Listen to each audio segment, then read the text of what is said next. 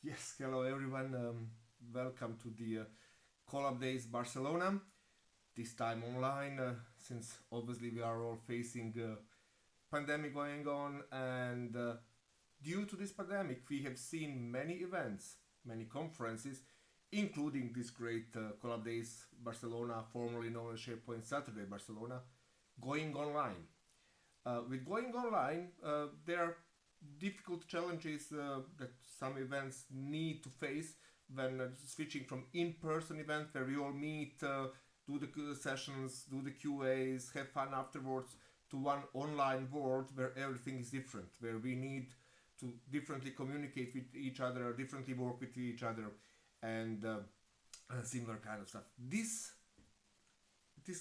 session is going to be about using Microsoft Teams live events. It's a part of Microsoft Teams to deliver online conferences. My name is Adis Hugo. I'm CEO of Team Consulting, and I'm Microsoft MVP for Microsoft Office Apps and Services, and Microsoft MVP for Azure, as well as Microsoft Regional Director.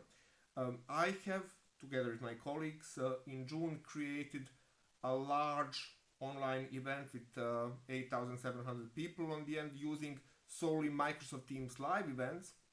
And we have learned a lot of lessons there. We used a lot of preparation time there. So I want to share our experiences and lessons learned and tips and tricks on using Microsoft Teams live events to create and to deliver online events.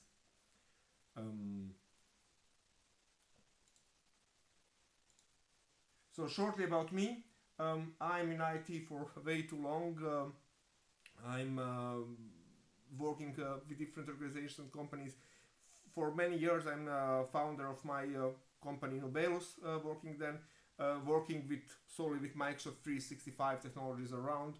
And now this year we had a spin-off. We basically split company into two, where Nobelus is staying focused only on large customers and targeting events such as Collab Summit and Cloud Summit, and a new company, Teams Consulting, focus solely on Teams consulting around Microsoft Teams. As I said, I'm Microsoft Regional Director, and I'm Microsoft MVP for Office Apps and Services and for Azure. In the meantime, in this free time, I love community. I was often in Barcelona on our beautiful SharePoint Saturday Barcelona event. So I'm organizing two large conferences together with a few really good friends and MEPs. One is European Collaboration Summit, which we of course had to skip in 2020 for known reasons, which is going to happen again if hopefully in June 2021 in Wiesbaden, beside Frankfurt in Germany. Last year we had 2,100 attendees. This year we already had over 2,000 registered attendees, but we had to skip it. All of them are coming in June the next year. But there are still few more free places, so please feel free to register, and to join us in June next year in Frankfurt, Wiesbaden, Germany, if the situation is going to allow that. Because I also love Azure, I love cloud computing. I'm a developer myself by background. We, together with some Azure colleagues, we have organized European Cloud Summit, which is focusing solely on Azure conference, whereas Collab Summit is more Microsoft 365 focused. And it's going to happen in Mainz, just another side of the Rhine River, also beside Frankfurt, in September 2021 in Germany. So if you are more of an Azure person, that will be definitely something for you. So what are we going to talk today? First of all, when we start live event, we need to talk what are live events from Microsoft Teams perspective, and which kind of choices we can have there, and we are facing, and we are going to solve in that. After that, we are going to see what kind of equipment do we need for production, because we need to have some hardware and some configuration to run this live event on. We are going to see how to configure that, and which choices we have made and why did we make the choices. And we are going to see how to set up Microsoft Teams for that, to play with that equipment. Then we are going to see how to create playlists for scripted events. We are going to talk about different things, scripted and live events. And then we are going to see what is happening actually in production. When we say showtime, what does this showtime actually mean, and what happens during that time? So let's start with the first topic, and it's what is Teams live events. So we all know Teams as a platform to have meetings, to have video calls, to have voice calls, group calls, for chatting, for sharing files, for everything. We know Teams about it. A lot of people are not aware that there is a part of Teams specially made for broadcasting to the large audience. When you say large audience, we speak about dozens and hundred thousands of people. But obviously not all of them are going to participate and take word and use their microphone and camera. No, this is one-way communication, video and audio communication between presenter and the audience, where audience is basically following the presenter, and audience can have then Q&A in a way of chat where they can ask questions, and where we'll see how those questions can be incorporated and answered during the session. So this is very much one way direction. All of you, for those of you who have used before Azure Streaming and now Azure Media Services, you obviously see that this is based on Azure Streaming and Azure Media Services. There's a slight delay of around 20 seconds between speaker and audience. Why is that like that? Because all the stream, the video and the audio are first being encoded in Azure and then pushed to devices, to Microsoft Teams clients, to the audience.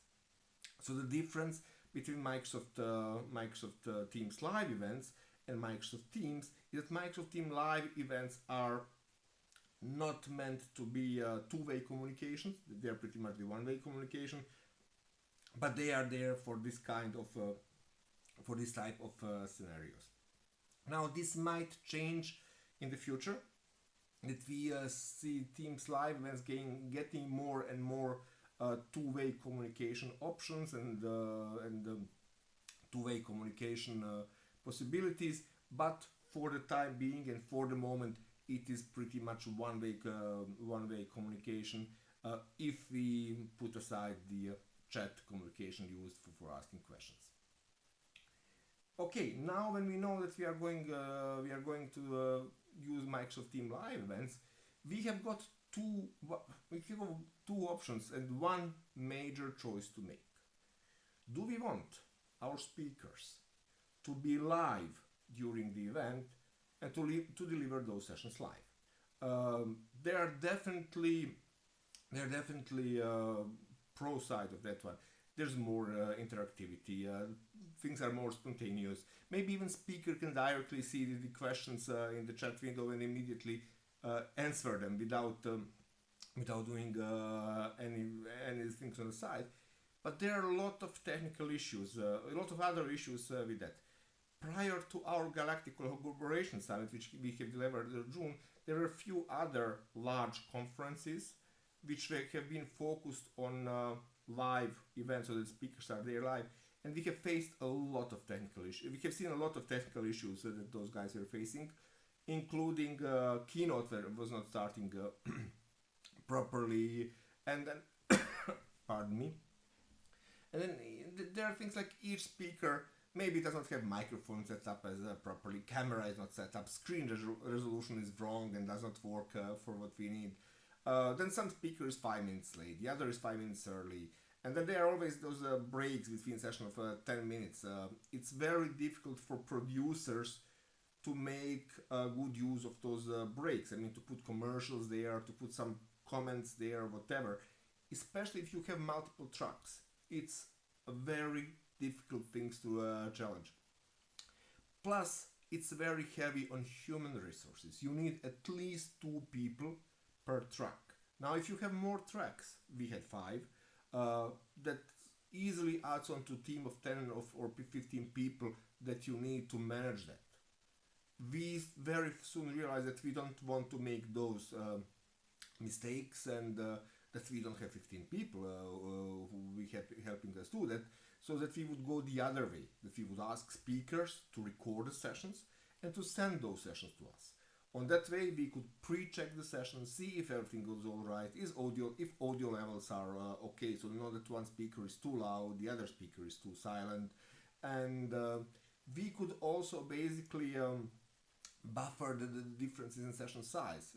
For example, if this session is 50 minutes, you know exactly that one speaker is going to send 45 minutes, and another speaker is going to send 55 minutes. So we could basically work on that. We could have more control over production. It would be less people necessary, and we knew that we could do this to make this look professionally. On the contra side of the pre-scripted conference is basically making speakers to send the sessions ahead of time. We had speakers literally sending sessions 1 hour before their session should have started. You should not underestimate post-production time. It takes approximately 60 minutes per session until you do all the video intros, video outros, until you balance the audio levels, polish the recordings, produce breaks and commercials. It is all time consuming, but it can be done with less human resources than with the live conference. So what did we do? What did we decide to do? We knew immediately that we needed the top-notch machines to do the video properly, to handle everything, and that machines should have a very stable internet connections. And that those machines should be really dedicated for streaming that session. There should be no Skype notifications or whatever popping up during the sessions. So it was very early clear for us, okay, we are going to spin up 5 Azure VMs, and we are going to do all the streaming and all the production from those 5 Azure VMs. On the contra side of the decision is obviously it costs money. So we had those machines for 3 weeks all the time on because of all the encoding, recording and everything. So it did take us some Azure credits to spin everything up. So this is a high level, what you see now on the screen was a high level architecture how we have done it. We have had 5 Azure machines. This is the box on the bottom of the screen which you see. And what we did this one.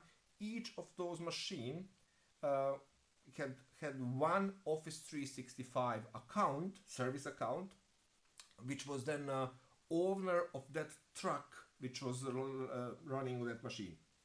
We speak, each truck was basically Microsoft Team live events. So we had 5 live events, and each machine and one service account were in charge, each in one live event.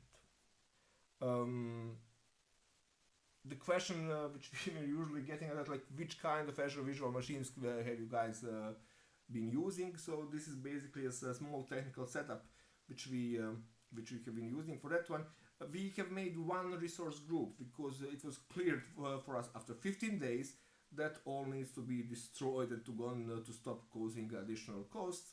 So you can put all the VMs, hard disks, network equipment, whatever in one resource group. The machines were F16s V2 with 32 gigabyte of memory of RAM, and we used hard performance SSDs, the smaller ones, 128 gigabytes were enough for that. What is important, we have used the very identical configuration for all VMs because we did not want to have any overload time on management. So I know this is against best practices, but then again, those machines were intended to live only for 15 days. We have used the same username and password pairs, Windows authentication, normal old Windows authentication, and the very same software in the configuration and installation on every machine. So regardless if you would log to any of those machines, and we had machines named by the Star Trek ships, you know that all the folders would be the same, all the paths would be the same, the software would be configured in the same way, etc., etc. We're going to see in a few minutes how the software was have been configured. Turn off all notifications. You don't want those Skype messages popping up, even if there will be no Skype installed. But still, and very important, pause all Windows updates, because A, you don't want to use resources there. Machines will be lasting only for 14 days, and B, you don't want to have that chance that you have a Windows update directly in the time when you are doing your live streaming. So how did we configure that machines? The first step would be really to create machines and to name them all by conference track. So we had machines called USS Enterprise, USS Voyager, USS Discovery, La Sirena, and Deep Space Nine. So the next, configure those machines in the same way. They need to be really configured in an identical way, as we said. Install one of the things which was very challenging to solve, and I'm going to show you how to solve it, is to install audio loopback to enable audio on those machines. We are speaking about virtual machines there, so you don't have a sound card or anything like that. So there's that problem which needs to be solved, which can be solved, but needs to be solved. Install all necessary software which you need to run that, and we are going to talk about that like that. And configure playlists, basically rundowns, the scripts, how the conference is going to go on. So when we speak about configuring machines, I have already said that we have named all the machines by the tracks for the easier configuration. So you know, if the track is called USS Enterprise, machine will be called the same way, and it will be really easy to know, okay, this is running there and this is the machine that I need to log in at the moment. We use the same username and password pairs. We used Microsoft Edge browser for the profile sync reasons. I know the other browsers can do that as well, but new Microsoft Edge really works well with that.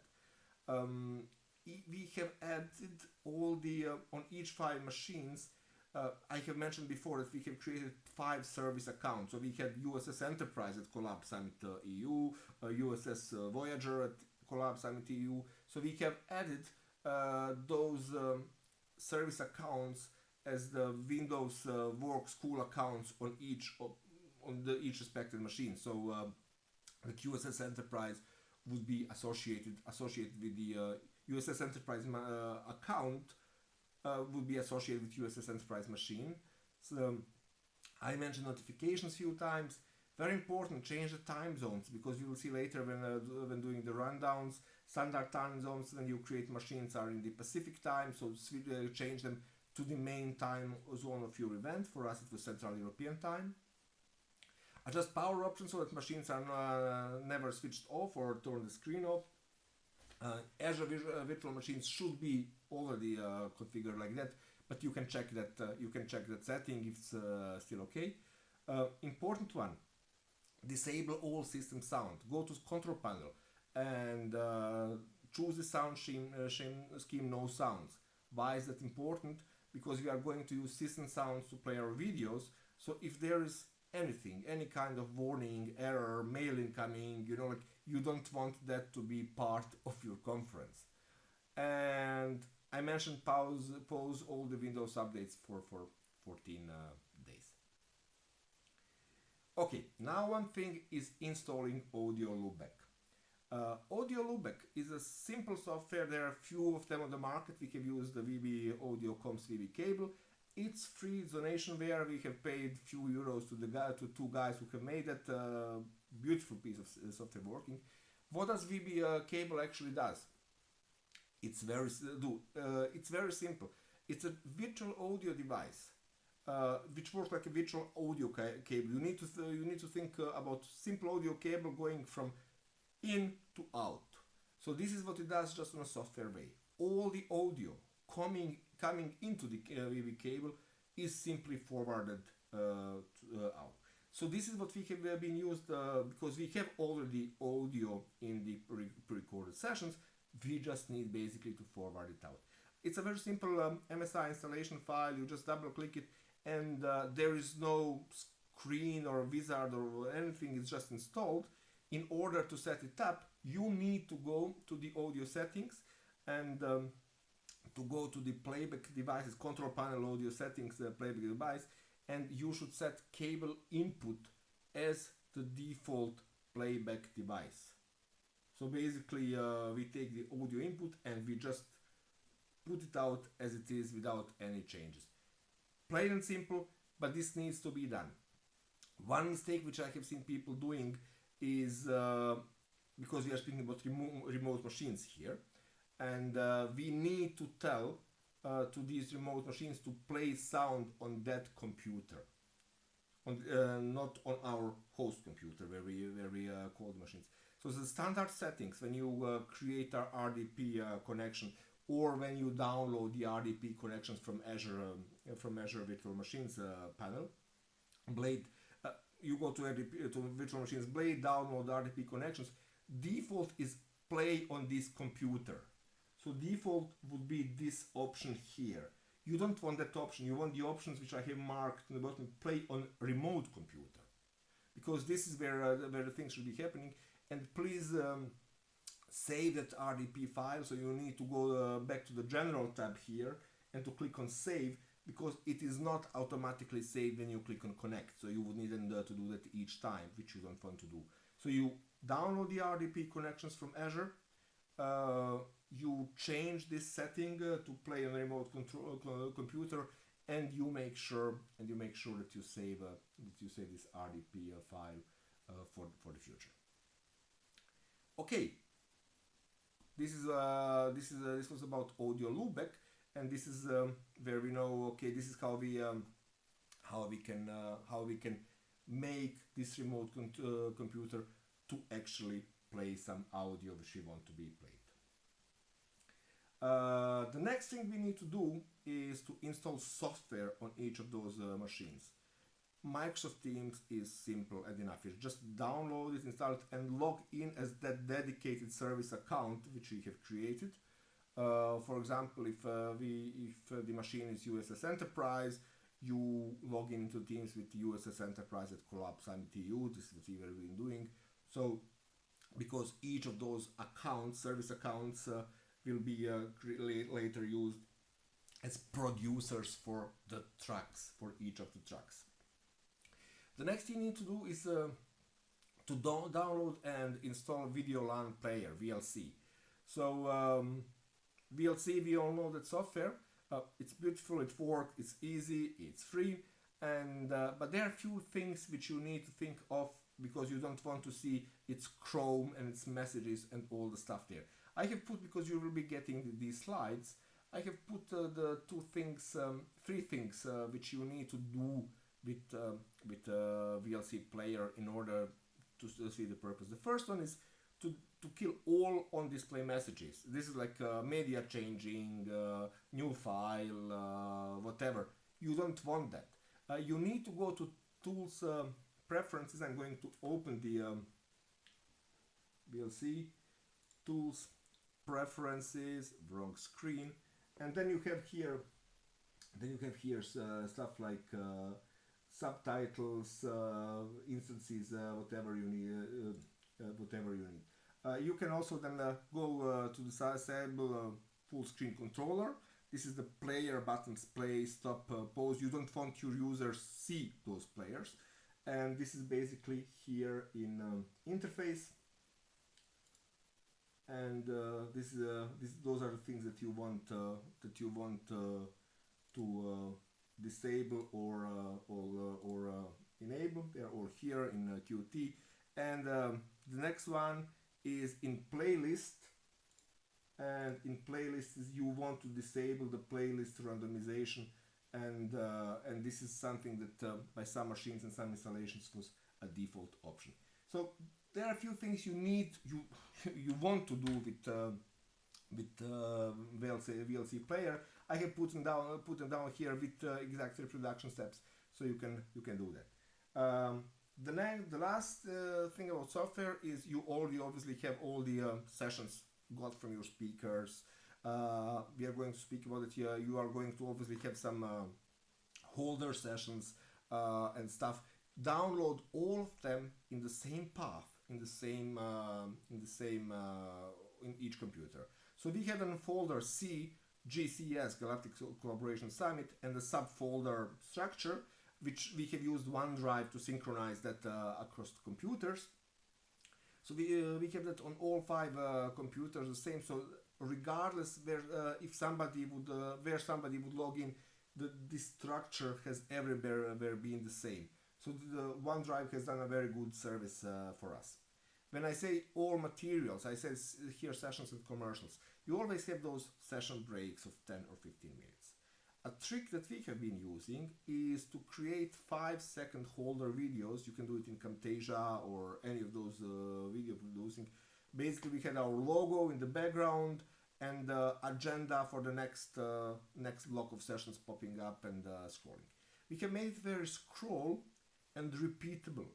And you are going to see why I'm saying that. For example, if you have 5 minutes block or 10 minutes block in theory, but you know that this 10 minutes block in theory is going to be 7 or 8 minutes block because one speaker had made a little longer session or whatever, you can control that small time intervals with those 5-second holder videos.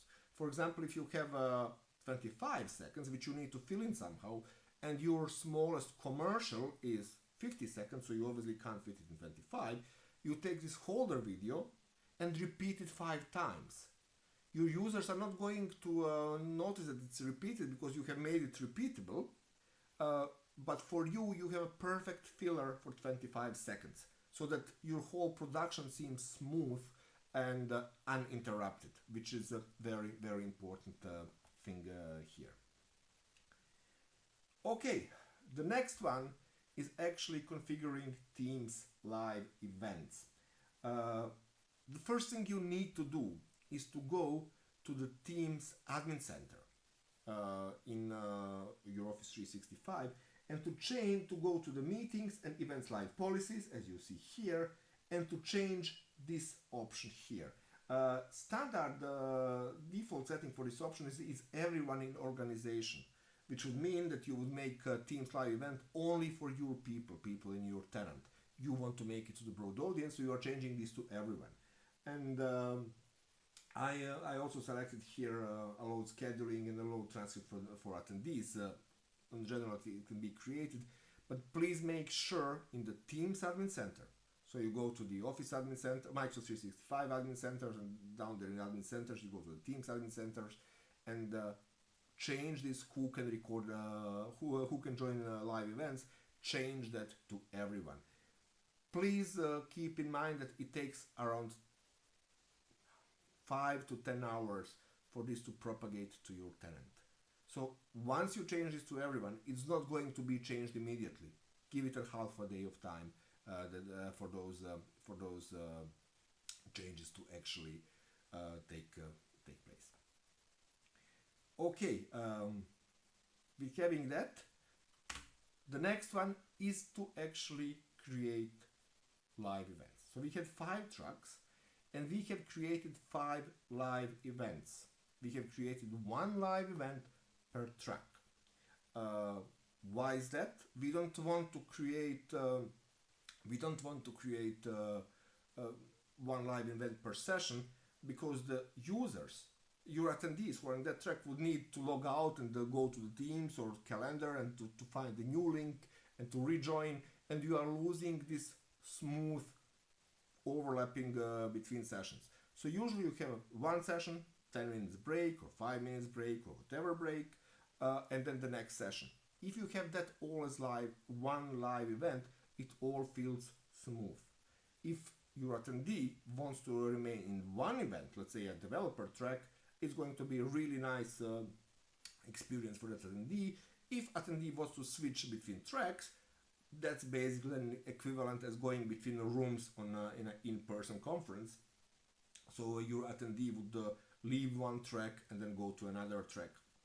And when attendee enters another track, it would then basically, she or he would come walk into commercials or to this holder videos with agenda, whatever. In the very beginning of the pandemic, the live events had that limit of 4 hours per live event. That limit is gone. I think the limit is now I'm not sure, I think it's 24 hours. It's definitely enough for you for what you want you want to do here. Right. Who is creating the event? Event should be created by the organizer, by the producer, in this case our system account, which has been logged to VM. That account, as you see here, USS Enterprise, is set as organizer and producer, and you add all the people from your organization team as additional producers. As you hear, I have myself, Spence, and Elena as additional producers, which can do, okay, Elena is here set as a presenter. This was another reason, but you actually want them to be set as producers so that they can also take care of that event. Who are the producers? Producers are people who can start, stop, interrupt, rewind, pause, whatever, change the event itself.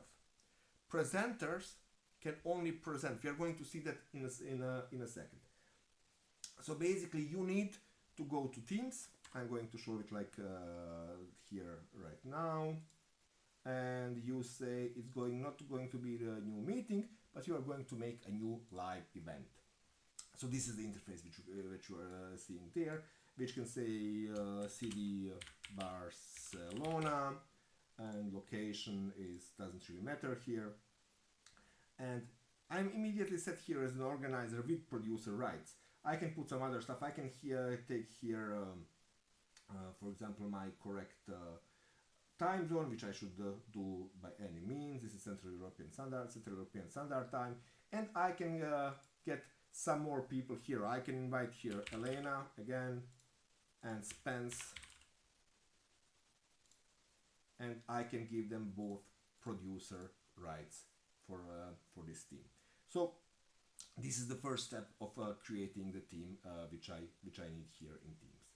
So the next one we have here that we can choose among only some people and groups which we want to have here. Organization wide, we have said it's a standard setting, but we want here to actually to go public. It's a public conference, and this is the settings which you get available after you have enabled these settings in the Teams admin center, as I have said before.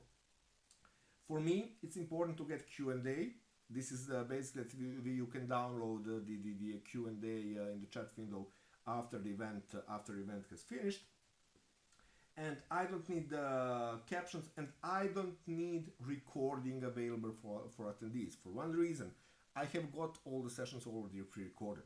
So I'm going to make them available later to YouTube, so I don't need this recording. I'm just going to leave it as it is. So this is some, you can put some support URL, we can do this. Collab Summit EU. If we want to put some help section there. And then we click on schedule. After clicking on schedule, we are getting this famous attendee link, which I'm going to copy now in my Visual Studio Code. You see this link, it's unmistakable, the Teams links, and you see everything here what you need about your live event, and we can just say here close, and I see my live event here in my Teams calendar. Let's go now back to our PowerPoint. Difference between producers and presenters. As I said, producers can basically control the event, control the screen, control the stream completely as they want. So they can have right like start, end event, manage recording, manage event previews, share set audio settings, all the other settings. Presenters, on the other hand, they have the really only possibility to share their screen, their camera, and to manage their Q&As. So in this case, a presenter would be an ideal role if you would be doing a live event with Microsoft Teams. So your presenter would be then the live presenter. Since we have scripted the event, as I had told earlier, with pre-recorded settings, for us it's just simple, easier to put all the team members as producers, so that everybody would basically have rights to manage that team, to manage that stream and that live event. Right, this is just for your record. This slide is basically showing what options have we been setting for each live stream, so that where we wanted to have engagement report and Q&As. Next one is, remember the link which we have had here. You don't want to send this link to your attendees for different reasons. Some of those reasons is that those links are in general very difficult very error prone.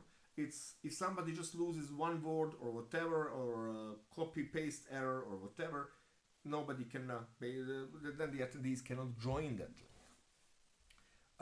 So what you want to do is to create short links that you are going to give your attendees. We have our own link shortener, cmmt.eu, where we can do that. So our links were like, as you see here, we had GCSD and one, which would be the Galactic Collaboration Summit, USS Enterprise track, day 1. So this is what we have been doing. This was the link. This was the session 1. This was basically the keynote. So this was, we have been sending this to our attendees. Why was that better than sending original links, Teams links? First of all, you can create those short links in advance.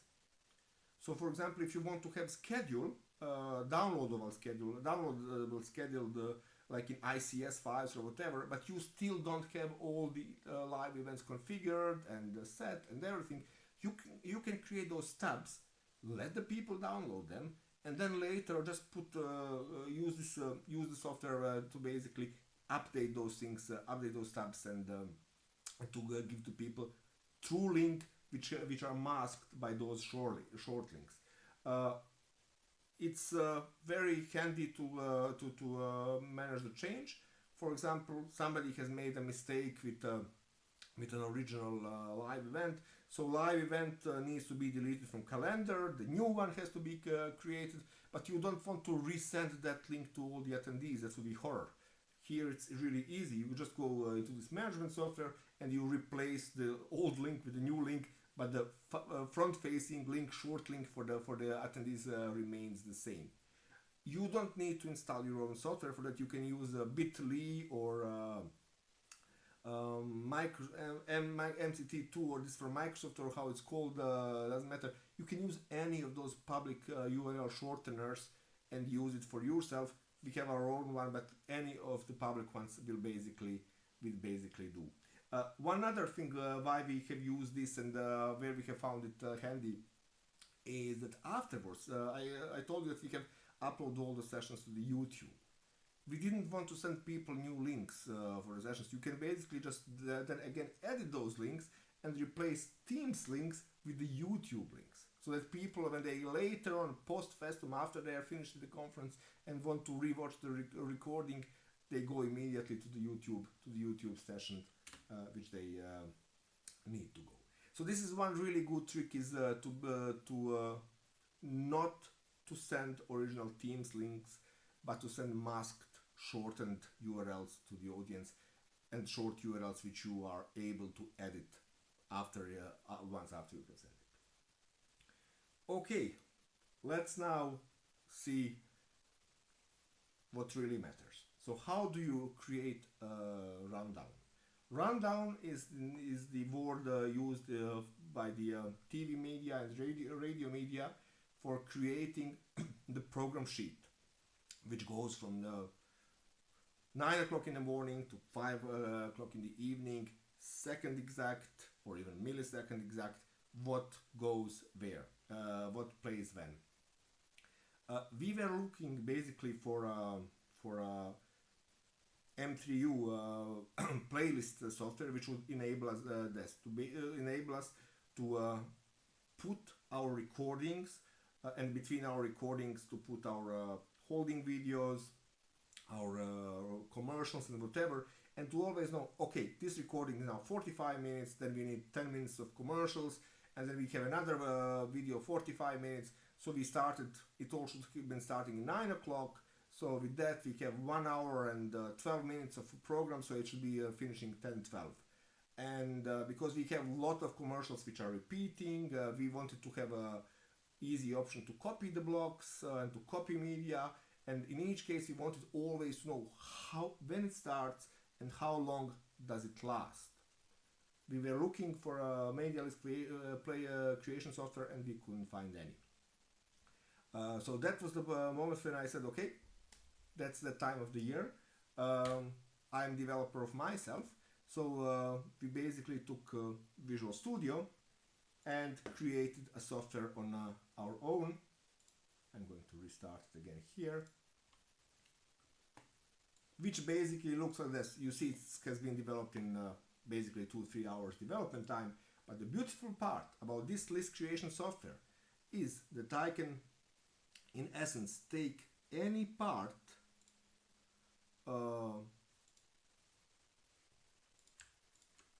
any collection of videos and just drag and drop them here.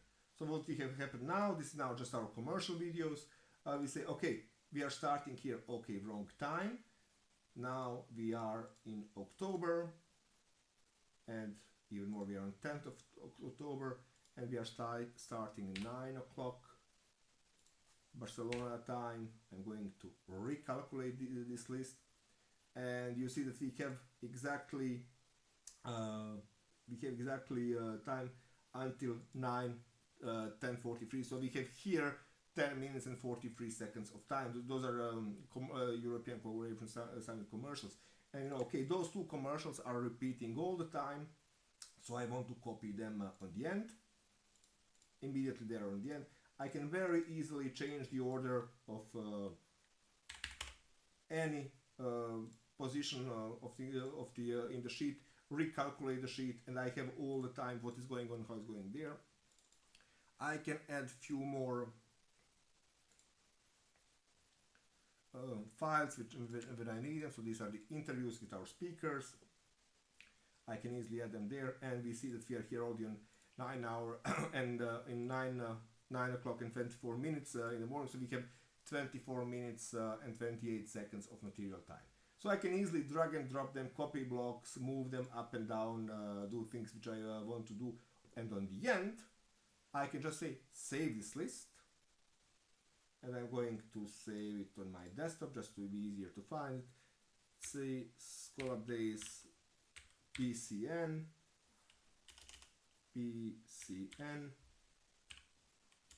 M3U. It's a playlist. And that's it. From my side, that's basically what I needed to do here. I can open now this M3U list in basically in anything. File, open, we said it's on desktop, it's call up this Barcelona. This is the one. And we see this is just an M3U list without anything critical here, which we have here. Then again, after once we have done that, we can open a VLC media player, which we have here, and just say media. Oh, I can basically also just start this and open it here, and you see that I have this media list as it is with my starting time with this time. So you are now telling me, so nice for you that you guys have that, but how does this help me? What can I do with this? How can I make those media lists? Very simple. You will have my contact data on the end of this session. If you want to do anything like that on your own, please send me just a short email. You are going to get this software. The reason why I'm not putting it on GitHub is because it has been developed in 2 hours.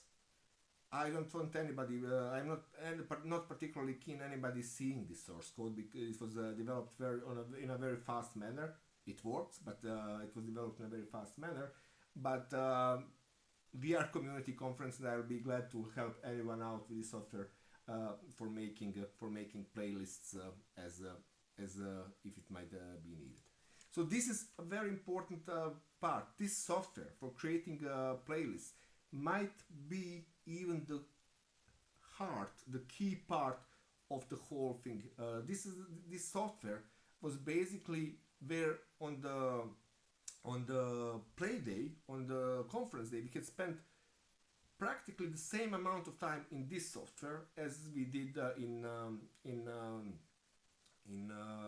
Teams client itself. Why? You see, there's something going on, and there was a glitch, and you need to somehow compensate for that glitch.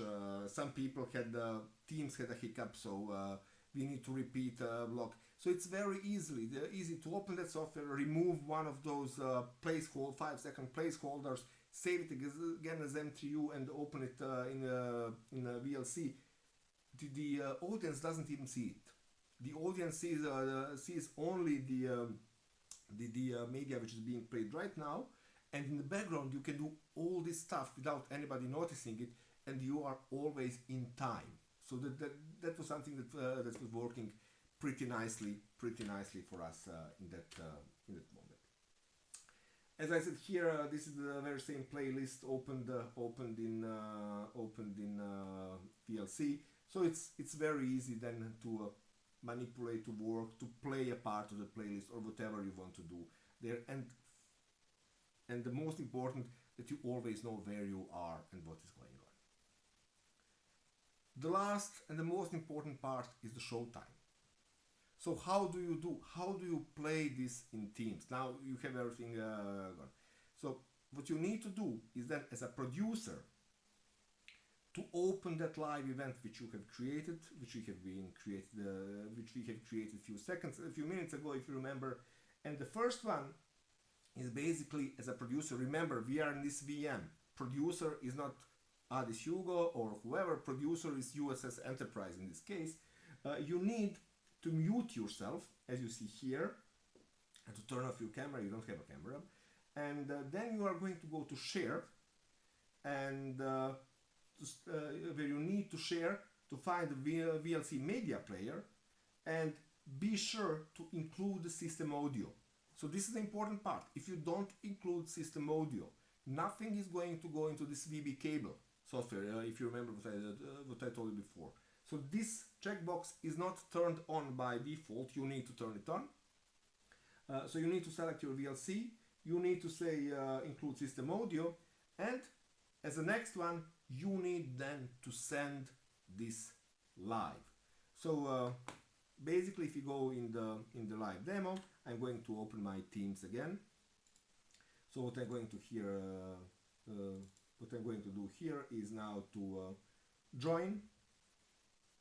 This is exactly what I have been telling you. I want to switch this all off. I'm joining as a producer. This is the screen I have been talking to you about. And the next thing we need to go to say, okay, this is now me. I'm not here as an enterprise, but I know as myself. I'm going to then click on share. I'm then going to click on VLC media player. There it is. It is shared. And as the last one, I need that's it. I don't have anything played here, so there's no system audio in this one. Send live, and in this moment my event has started and I'm live. If anybody with this link would also be seeing this, what is going on in this very moment. Okay, one thing which is very important here: don't click on the end button. It's very prominently placed. And the problem is, when you stop live event, you cannot restart it. You need to create a new one. So let me just demonstrate this. So I'm going to stop this live event. I'm going to close this. and open my calendar again. You see it's ended.